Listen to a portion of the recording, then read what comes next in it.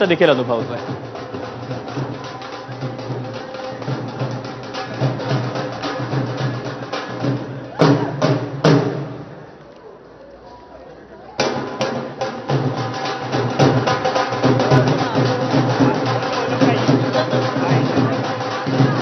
एकंदरीतच पवार कुटुंबामध्ये गेल्या काही काळापासून जे काही राजकीय फूट पडलेली होती ती मात्र नात्यामध्ये कुठेही फूट पडलेली पाहायला मिळत नाहीये. अर्थात यामध्ये एक लक्षवेधी दृश्य ते म्हणजे की युगेंद्र पवार यांची वरात ज्या गाडीतून काढण्यात येते त्याच गाडीमध्ये पुढच्या बाजूला बसलेले आहेत ते म्हणजे त्यांचेच सख्खे चुलत बंधू पार्थ पवार आणि अर्थातच त्यांची आत्या सुप्रिया सुळे यांचा देखील आनंद जो आहे तो देखील गगनात मावेनासा झालेला आहे. सुप्रिया सुळेंनी देखील ठेका धरलेला होता, फुगडी देखील घातलेली होती आणि जे इतर आप्तेष्ट आहेत, जे नातेवाईक मंडळी आहेत ती देखील आता सध्या या वरातीमध्ये नाचण्याचा आनंद घेत आहेत, नाचण्याचा आनंद लुटतायत.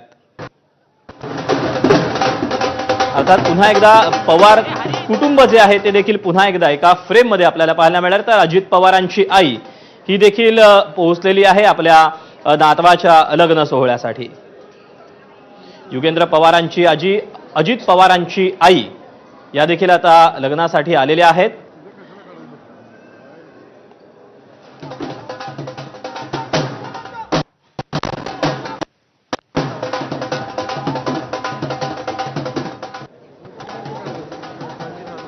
युगेंद्र पवारांच्या विवाह सोहळ्यात पवार कुटुंबाचा जल्लोष पाहायला मिळतो आहे.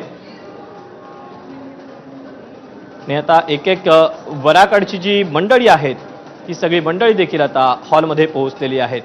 ही जी दृश्य ज्या दृश्याबद्दल मी अगदी काही वेळापूर्वीच सांगत होतो, आलिशान एका गाडीमधून युगेंद्र पवार आणि अर्थात त्यांचे जे इतर बंधू आहेत ते देखील आलेले आहेत आणि खास लक्ष वेधणारं दृश्य ते म्हणजे पार्थ पवार हे देखील युगेंद्र पवारांच्या सोबत या वरातीमध्ये या सवारीमध्ये आपल्याला पाहायला मिळत आहे.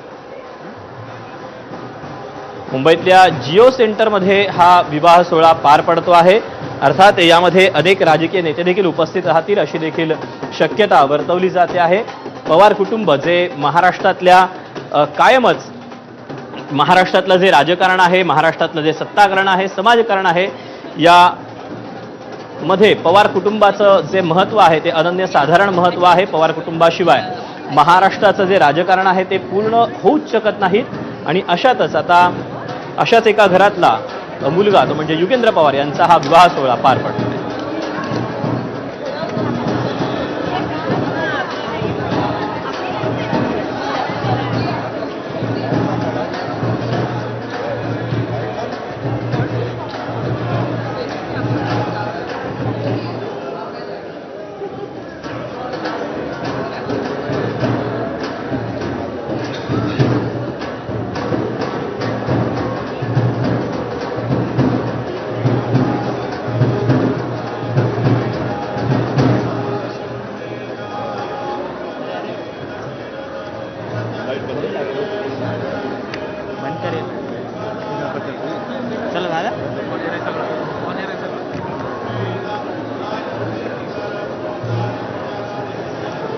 या लग्नातल्या काही विधींना देखील सुरुवात झालेली आहे.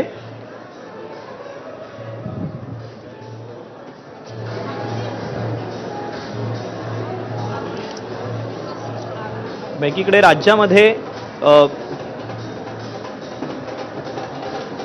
सध्या नगरपालिकांच्या निवडणुका पार पडतात आणि अशात या सगळ्या धामधुमीमध्ये पवार कुटुंबियांच्या घरी हा लग्नाचा सोहळा देखील पार पडतो आहे.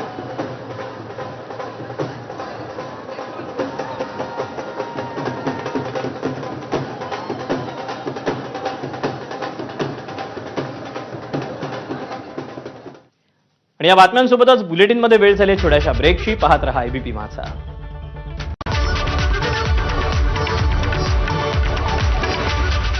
बारामती महाबळेश्वर फलटणची नगराध्यक्षपदाची निवडणूक पुढे ढकलली. बारामतीमध्ये नगराध्यक्षपदासह 7 प्रभागामधली निवडणूक पुढे ढकलली. बारामती फलटण महाबळेश्वरचं मतदान 20 डिसेंबरला होईल.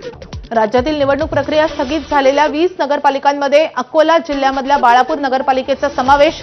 नगराध्यक्षपदाच्या उमेदवाराबाबत न्यायालयीन याचिका प्रलंबित असल्यामुळे निर्णय. यवतमाळ नगर परिषद निवडणूकही लांबणीवर पडण्याची शक्यता. दिग्रज, पांढरकवडा आणि वणी येथील काही प्रभागांची निवडणूक लांबणीवर जाण्याची चिन्ह. निवडणूक प्रक्रिया लांबणीवर पडण्यामागे न्यायालयीन कारण असल्याचंही समोर.